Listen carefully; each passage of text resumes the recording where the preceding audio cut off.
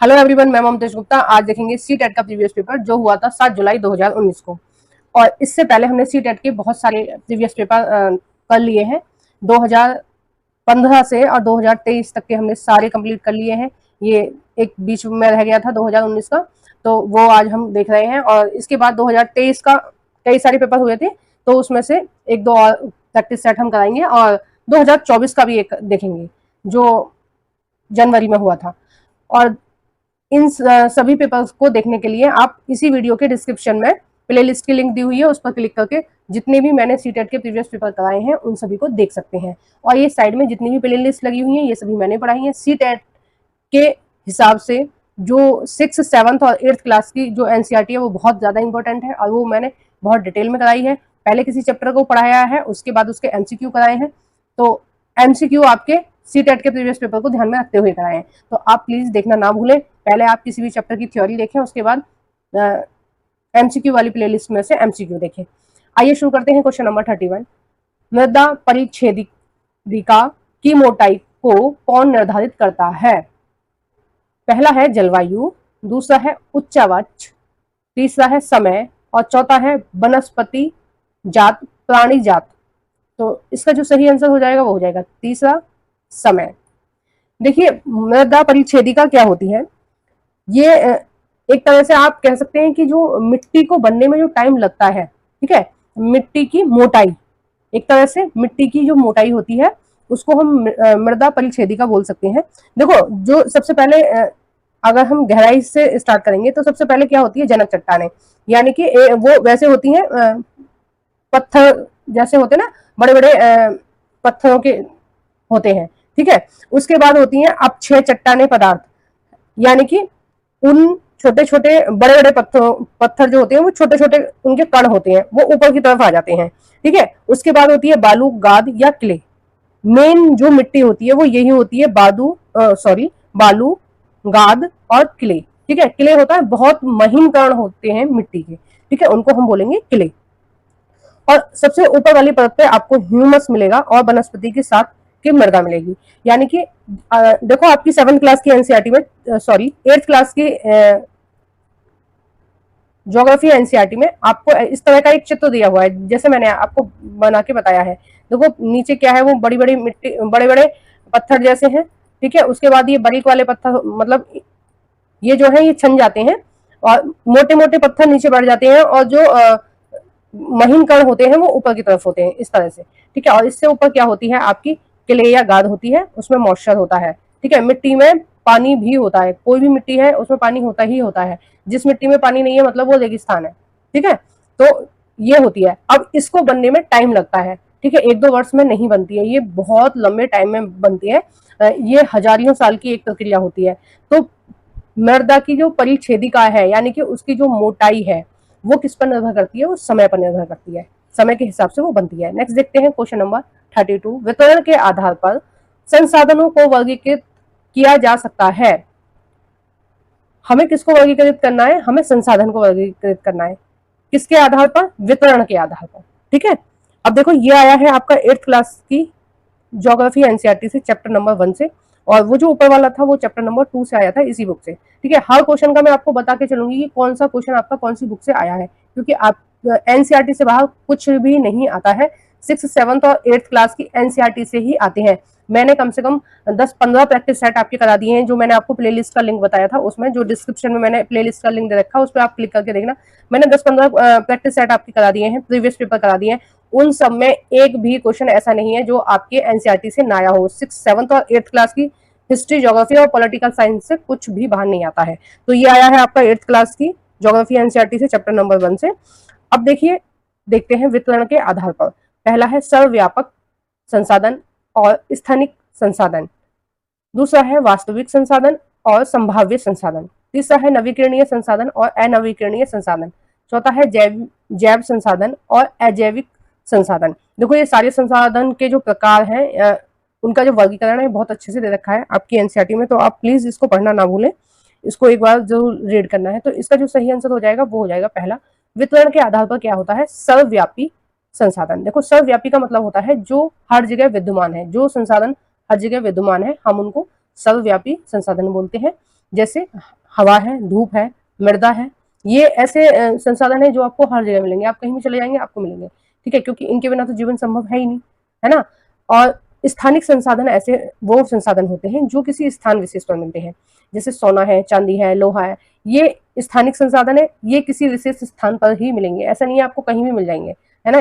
जैसे झारखंड का छोटा नागपुर का पठार है, ठीक है, वहां पर क्या मिलते हैं, स्थानिक संसाधन मिल, एक तरह से वो क्या है, स्थानिक संसाधन का स्थान है, यानी कि छोटा नागपुर का जो पठार है, लगभग लगभग जितने भी खनिज हैं वो सभी उस वहां पर मिलते हैं, ठीक है, झारखंड में।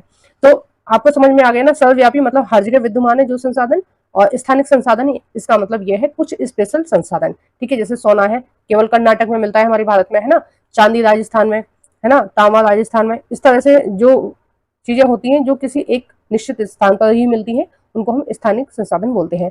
आपका अदरक है वो आपका आंध्र प्रदेश में मिलता है, ठीक है। तो ये बड़े इंपॉर्टेंट चीज थी जो मैंने आपको बताए संसाधन, वो भी कई बार एग्जाम में पूछ लिए जाती हैं, तो मैंने थोड़ा सा जानकारी के लिए आपको बता दी है। नेक्स्ट देखते हैं क्वेश्चन नंबर 33, विविध समाज के संदर्भ में निम्नलिखित कथनों में से कौन सा कथन सही है। विविध समाज, देखो ये आया है पॉलिटिकल साइंस एनसीईआरटी से, 6 क्लास की पॉलिटिकल साइंस एनसीईआरटी है, चैप्टर नंबर 1 है, विविधता के बारे में बहुत विस्तार से दिया है। हम देखेंगे इसमें से कौन सा सही है। पहला है, जिसमें भाषा, संस्कृति और धर्म में विभिन्नताएं और समानताएं पाई जाती हूँ, ठीक है। तो एक तरह से यही इसका आंसर है, क्या है कि भाषा अलग अलग है, संस्कृति अलग अलग है, धर्म अलग अलग है, ठीक है, भिन्नताएं और समानताएं पाई जाती हूँ। और जैसे आप अपना भारत के बारे में देखिए, यहाँ पर लगभग लगभग हर धर्म के व्यक्ति आपको मिलेंगे, ठीक है, हर स्टेट में अलग अलग भाषा है ना। आप स्टेट की बात कर रहे हैं, जबकि मैं अगर ऐसा कहूँ कि हर शहर में अलग अलग लैंग्वेज है तो गलत नहीं होगा, क्योंकि आप जाएंगे 10-20 गांव छोड़कर, अगर आप आगे बढ़ेंगे तो हर 10-20 गांव छोड़कर जो लैंग्वेज है वो चेंज हो जाती है। तो सबकी भाषा अलग है, सबकी संस्कृति अलग है, धर्म अलग है, पहनने ओढ़ने का तरीका अलग अलग है, हर जगह अलग अलग है, ठीक है। उसके बाद भी सभी लोग जो भारत में रह रहे हैं वो भारतीय हैं और सब लोग मिलजुल कर रहते हैं। तो इसका जो सही आंसर हो जाएगा वो हो जाएगा पहला। बाकी के ऑप्शन भी आप पढ़ लेना, ठीक है, वीडियो को पॉज करके। सारी ऑप्शन पढ़ने इनको जरूरी होते हैं, क्योंकि कई बार जैसे इसमें पूछा कौन सा सही है, कई बार आता है कि इसमें से कौन सा गलत है, तो वहां पर आपको बहुत हेल्प करते हैं। क्वेश्चन नंबर 34, निम्नलिखित कथनों में से कौन सा कथन लिंग, जेंडर, रूढ़िबद्ध धारणा को चुनौती देता है। जैसे हमारे भारत में अगर हम बात करें तो रूढ़िबद्ध धारणा है कि लड़कियों को हमेशा लड़कों से कम समझा जाता है, ठीक है, एक माइंडसेट बना रखा है लोगों ने कि जो लड़कियां हैं वो लड़कों से कम होती है। अब देखो ये आया है आपका 6 क्लास की पॉलिटिकल साइंस एनसीईआरटी से, चैप्टर नंबर 2 से, ठीक है। अब देखिए सबसे पहले आप ये जानिए कि रूढ़िबद्ध धारणा क्या होती है। रूढ़िबद्ध धारणा होती है कि किसी भी समूह के प्रति हम ये धारणा बना लें, कुछ भी नेगेटिव या पॉजिटिव, और वो हम हर बार उस व्यक्ति को नहीं जान रहे हैं जिसके लिए हमने अवधारणा बना रखी है, ठीक है। तो कोई भी हमने नेगेटिव या पॉजिटिव अवधारणा बना रखी है, पीढ़ी दर पीढ़ी वो ट्रांसफर हो रही है ना, तो इसको बोलेंगे रूढ़िबद्ध धारणा। जैसे एक धारणा है कि जो लड़कियां हैं वो घर के कामकाज में अच्छी होती हैं और उनको वही करना चाहिए, बाहर का ऑफिस का काम है ये सब जेंट्सों को करना चाहिए। तो ये क्या है, एक रूढ़िबद्ध धारणा बनी हुई है कि जो महिलाएं हैं उनको घर का काम करना चाहिए, और ये पीढ़ी दर पीढ़ी ट्रांसफर हो रही है। जैसे आपने अपनी अम्मा को देखा होगा, वो अपने घर में ही काम करती थी, आपने अपनी मम्मी को देखा वो भी हाउस वाइफ होंगी, ज्यादातर की जो मम्मी है वो हाउस वाइफ ही होंगी, ठीक है। अब आप हैं तो आप पढ़ रही हैं, लेकिन कुछ लोग क्या सोचते हैं कि लड़कियां नहीं कर सकती हैं, लड़कियां नहीं कर पाएंगी, है ना। और उस तो ये क्या हुआ, 3-4 पीढ़ी तो आप देख ही रहे हैं ना, 3-4 पीढ़ी से वही चीज ट्रांसफर हो रही है हर बार, है ना। जैसे एक धारणा बनी हुई है कि रोटी हमेशा लड़की ही बनाएगी घर में चाहे माँ है, बहन है, बेटी है, रोटी हमेशा लड़की ही बनाती है। तो ये क्या है, पीढ़ी दर पीढ़ी ये अवधारणा ट्रांसफर हो रही है सभी लोगों में। जैसे बच्चे का पालन पोषण माँ ही करती है ना, उसकी पॉटी साफ करना, उसको नहलाना है, धुलाना है, ये क्या है, एक रूढ़िबद्ध धारणा है जो चली आ रही है। वही जेंट्स भी कर सकते हैं, उनके भी तो बच्चे हैं वो, ठीक है, परिवार में जेंट्स भी कर सकते हैं बच्चों का काम, लेकिन ये क्या है, एक रूढ़िबद्ध धारणा है, यानी कि हर पीढ़ी को वो ट्रांसफर हो रही है, ठीक है। जैसे बाबा ने नहीं किया बच्चों का कोई काम या रोटी बनाने का कोई काम, तो फिर उनके पापा ने भी नहीं किया, फिर वो भी नहीं कर रहे हैं, ठीक है, इस तरह से ट्रांसफर हो रही है। तो ये होगी रूढ़िबद्ध धारणा। एक क्वेश्चन और बहुत ज्यादा पूछा जाता है, पूर्वाग्रह। पूर्वाग्रह क्या होता है? किसी व्यक्ति को जाने बिना या समझे बिना उसके बारे में नेगेटिव या पॉजिटिव धारणा बना लेना, वो क्या है? पूर्वाग्रह है। जैसे मैंने जब एनसीईआरटी पढ़ा रही थी तब भी मैंने ये उदाहरण आपको बताया था कि कोई बच्चा है आपके पास आता है और वो बोलता है कि मैं सरकारी स्कूल का हूँ, और एक दूसरा बच्चा आता है वो आपको बोलता है कि मैं प्राइवेट स्कूल का हूँ। तो आप उन दोनों बच्चों को जाने बिना यह निर्धारित कर लेते हैं कि जो गवर्नमेंट स्कूल वाला है वो कम इंटेलिजेंट है अपेक्षा जो प्राइवेट स्कूल वाला है उसके, यानी कि प्राइवेट स्कूल में पढ़ रहा है मतलब वो इंटेलिजेंट ही है, और अगर गवर्नमेंट स्कूल में पढ़ रहा है तो वो बेवकूफ ही है। तो ये क्या है? एक पूर्वाग्रह है। मतलब ये आपने ना जाना उसको, ना समझा, आपने पहले से जान लिया कि ये बेवकूफ है और ये इंटेलिजेंट है, जबकि अपोजिट भी हो सकता है। ऐसी बात नहीं है कि सरकारी स्कूल में इंटेलिजेंट बच्चे नहीं पढ़ते हैं या प्राइवेट स्कूल में नालायक बच्चे नहीं होते हैं, ठीक है, कोई भी कहीं भी कुछ भी हो सकता है। तो आपको समझ में आ गया, अगर कोई धारणा पीढ़ी दर पीढ़ी ट्रांसफर हो रही है तो वो रूढ़िबद्ध धारणा है।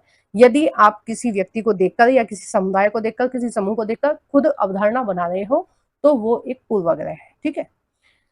अब देखते हैं कि कौन सा इसको चुनौती दे रहा है रूढ़िबद्ध धारणा को। पहला है महिलाएं पालन पोषण करने वाली होती हैं। दूसरा है महिलाएं बहुत भावुक होती हैं। देखो ये क्या, ये तो बता रहा है ना कि रूढ़िबद्ध धारणा का ये उदाहरण है ना, है ना।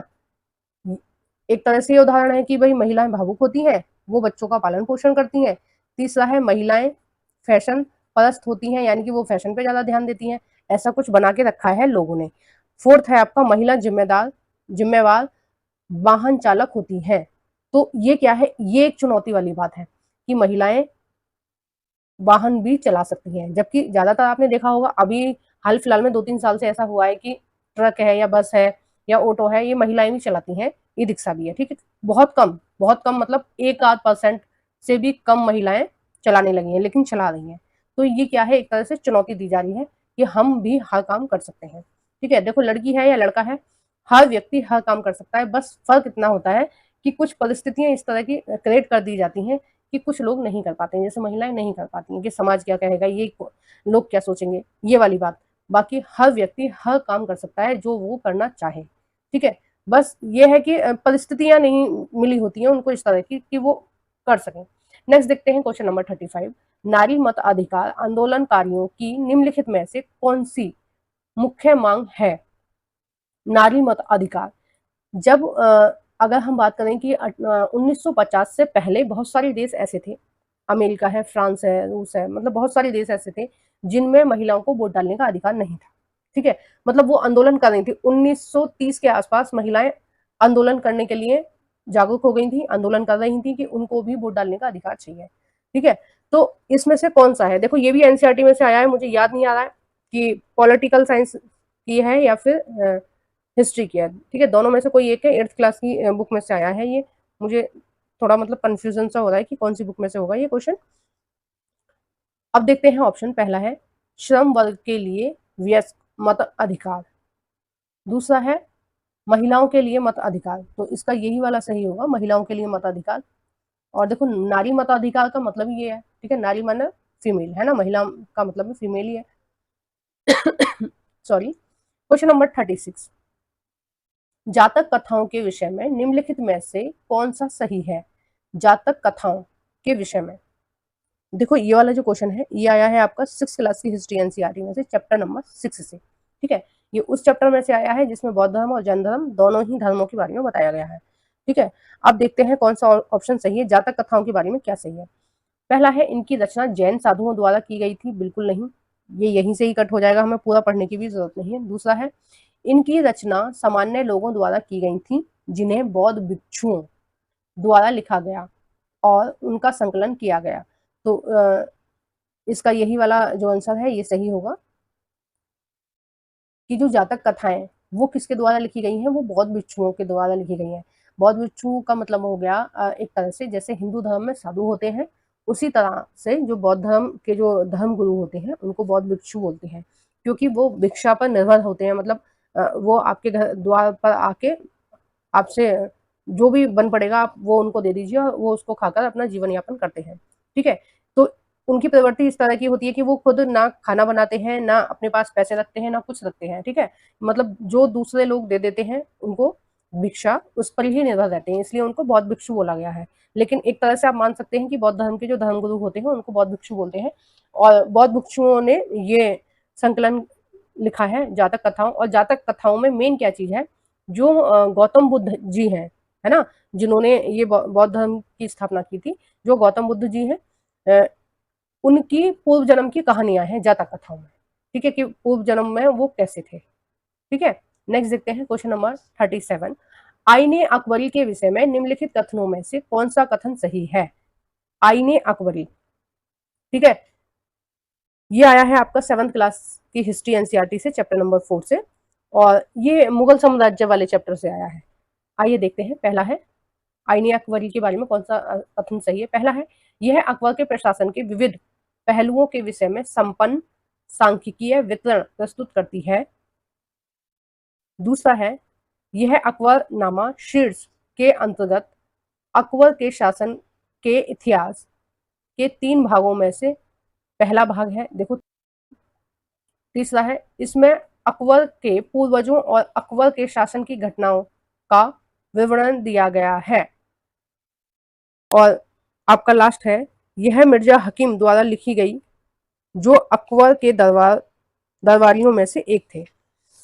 तो जो 37 है उसका जो सही आंसर हो जाएगा वो हो जाएगा पहला।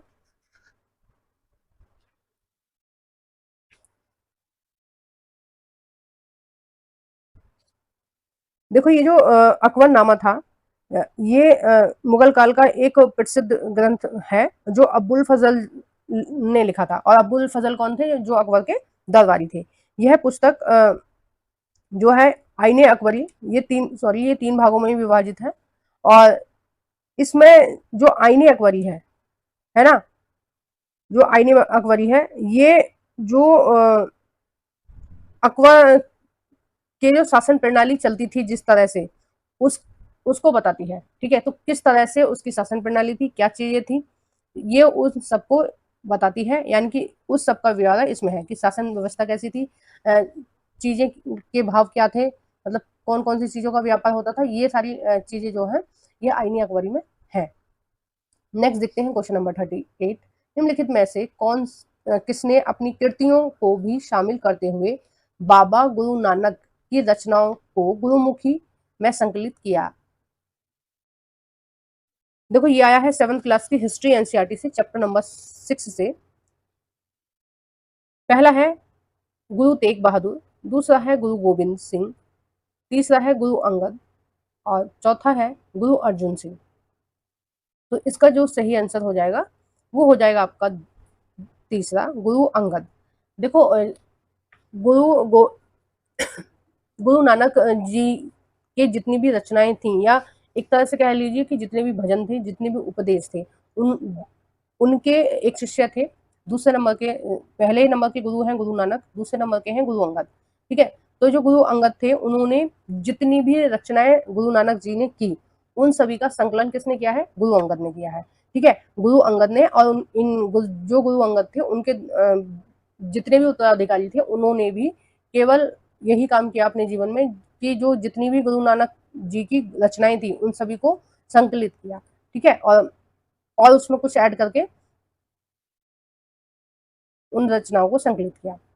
आइए नेक्स्ट देखते हैं क्वेश्चन नंबर 39। एथेनियन लोकतंत्र की निम्नलिखित में से कौन सी एक विशेषता नहीं है। तो एक तरह से ये बोल रहे हैं कि एथेंस में किस तरह का लोकतंत्र था, ठीक है। हमें ये देखना है कि कौन सी विशेषता नहीं है। अगर कभी भी आपको ऐसा क्वेश्चन मिले जिसमें नहीं दिया हो, तो आप पहले से पहले उस पर गोला कर लेना, ताकि आपको याद रहे कि इसमें हमें नहीं वाला जवाब देना है, ठीक है। पहला है, कई पदों पर नियुक्तियां लॉटरी के माध्यम से की जाती थी। नेक्स्ट है दूसरा, 30 वर्ष से अधिक आयु के उन सभी पुरुषों और महिलाओं को पूर्ण नागरिकता प्राप्त थी जो दास नहीं थे। तीसरा है, सभी नागरिकों को सेना में अपनी सेवाएं देनी होती थी। देखो पहले ऐसा नहीं था कि सभी नागरिकों को देनी होती थी, लेकिन अभी वर्तमान में जिन देश की जनसंख्या कम है, ठीक है, जैसे बहुत बड़े बड़े देश हैं और जनसंख्या उनकी लगातार घट रही है, तो उन्होंने ये नियम बना रखे हैं कि हर नागरिक को, जो भी उस देश का नागरिक है, उनको 2 से 3 साल सेना में रहना पड़ेगा। बिल्कुल सेम वही प्रोसेस है जो प्रोसेस हमारे यहाँ अग्निवीर का है। अग्निवीर कैसे होते हैं कि कुछ समय के लिए, 3-4 सालों के लिए अग्निवीरों को रखा जा रहा है, ठीक है, शायद 5 साल का समय है, मुझे ठीक से याद नहीं है, शायद 5 साल का समय है। तो इतने समय के लिए अग्निवीरों को रखा जा रहा है ना। उसके बाद वो चाहे जिस विभाग में भी आगे नौकरी कर सकते हैं, उनका पूरी तरह से रिटायरमेंट हो जाता है। तो बिल्कुल सेम यही प्रोसेस बहुत सारे देशों में अभी हाल फिलहाल में चल रहा है ना। लेकिन पहले नहीं था ऐसे, क्योंकि पहले जनसंख्या की कोई कमी नहीं थी। यूरोप में 18वीं शताब्दी में बिल्कुल भी कमी नहीं थी। ये जो कमी एकदम से आई है, ये जब आई है जब युद्ध हुए हैं वहां पर, प्रथम विश्व युद्ध, द्वितीय विश्व युद्ध के बाद वहां पर थोड़ी सी जनसंख्या में कमी आ गई है। तो उसके बाद से ये व्यवस्था होने लगी है वहां पर भी, और एक तरह से भारत भी उन्हीं चीजों को फॉलो कर रहा है जो विदेश में चल रही है, ठीक है। नेक्स्ट है फोर्थ, मामलों के निर्णय के लिए आयोजित की गई सभाओं में सभी नागरिक उपस्थित होते थे। देखो जो नहीं है वो हो जाएगा सेकंड। और क्यों हो जाएगा कि जो एथेंस था वहां पर सभी लोगों को वोट डालने का अधिकार नहीं था, ठीक है, महिलाओं को नहीं था अधिकार। महिलाओं ने बाद में आंदोलन करे और बाद में अपनी बातों को रखा, बहुत बाद में, मतलब लगभग आप कह सकते हैं कि 1930-40 के आसपास से आंदोलन शुरू हुए थे, और उसके बाद महिलाओं को वोट डालने का अधिकार मिला था, ठीक है। और भारत एक ऐसा देश है उस दौर का कि भारत की महिलाओं ने एक दिन भी आंदोलन नहीं किया अपनी मतदान अधिकार के लिए, ठीक है, वोट डालने के अधिकार के लिए। और उनको, जो हमारे क्रांतिकारी थे या हमारे संविधान निर्माता थे या हमारे देश के निर्माता थे, उन्होंने खुद ही महिलाओं को आगे रखा और उन्होंने कहा कि जब भी हमारा देश आजाद होगा, ठीक है, उस समय जो कांग्रेस थी, महात्मा गांधी जी और जवाहरलाल नेहरू जैसे नेता थे उस टाइम पे, सुभाष चंद्र बोस जैसे नेता थे, जिन्होंने साफ साफ बोला था कि जब हमारा देश आजाद होगा तो उसमें प्रत्येक नागरिक को वोट डालने का अधिकार होगा, चाहे वो महिला है, पुरुष है, चाहे वो गरीब है, अमीर है, किसी भी जाति से है, किसी भी धर्म से है।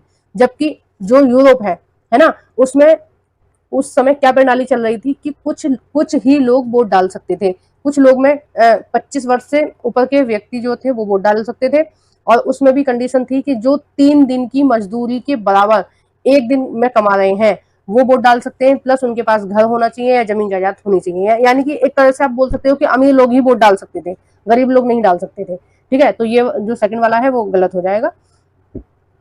इस वीडियो का लास्ट क्वेश्चन है क्वेश्चन नंबर 40, और इसके बाद के जो क्वेश्चन है हम नेक्स्ट पार्ट में देखेंगे।